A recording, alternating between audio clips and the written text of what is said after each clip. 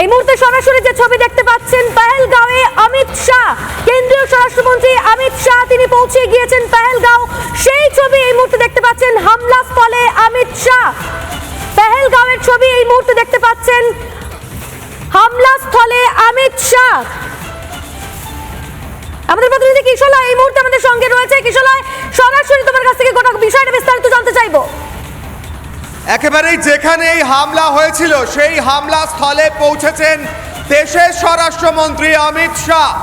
এরপরে গোটা এলাকা ঘুরে কি কি হয়েছিল প্রত্যেকটা ব্রিফিং অমিত শাহকে দেওয়া হচ্ছে। ওখানে রয়েছে এনআইএ আধিকারিকরা এবং এরপর গোটা দেশ যখন প্রতিশোধের আগুনে জ্বলছে, গোটা দেশের মানুষ চাইছেন খান খান পাকিস্তান হোক, কারণ পাকিস্তানের জঙ্গিরা, খুনে সন্ত্রাসবাদীরা এই ঘটনা যারা ঘটিয়েছে তাদেরকে ধুলোয় মিশিয়ে দিতে, মাটিতে মিশিয়ে দিতে যা যা করা